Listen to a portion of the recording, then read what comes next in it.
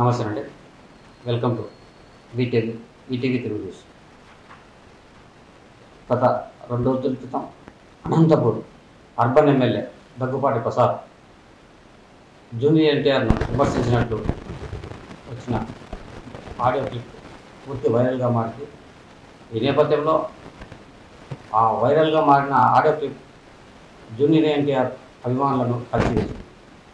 ఈ నేపథ్యంలో ఉభయ తెలుగు రాష్ట్రాల్లో జూనియర్ ఎన్టీఆర్ అభిమానులు దగ్గుపాటి ప్రసాద్ను బర్తరఫ్ చేయాలని చెప్పి పెద్ద ఎత్తున నినాదాలు చేశారు, నిరసనలు కూడా వ్యక్తం చేశారు.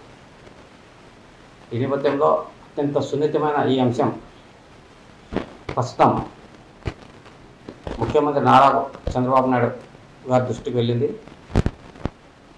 నేపథ్యంలో ఈరోజు గురువారం అనంతపురం అర్బన్ ఎమ్మెల్యే ముఖ్యమంత్రి చంద్రబాబును కలిసి జరిగిన విషయాన్ని కూలంకుషంగా వివరించారు.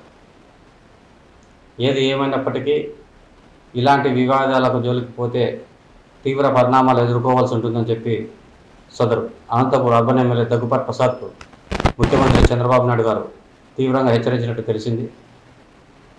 ఏం మాట్లాడినా పరిజ్ఞానంతోనూ పరిణతితోనూ వివేకవంతులుగా మాట్లాడాలని, తుందుడుకు స్వభావంతో మాట్లాడితే లేనిపోయిన అనర్థాలు మీరు తెచ్చుకునేదే కాక పార్టీకి కూడా తెచ్చే అవకాశం ఉందని చెప్పి, ఇలాంటి సంఘటనలు పునరావృతమైతే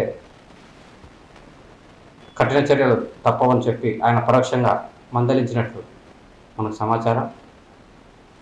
ఈ నేపథ్యంలో అనంతపురం అర్బన్ ఎమ్మెల్యే దగ్గుపాటి ప్రసాద్ కూడా కలుగజేసుకొని స్థానికంగా కొందరు రాజకీయ నాయకులే తనపై కుట్ర పన్నుతున్నారని, ఈ నేపథ్యంలోనే ఇట్లాంటి ఫేక్ ఆడియోని ఒకటి విడుదల చేశారని చెప్పి ముఖ్యమంత్రి ముందు వివరించారు.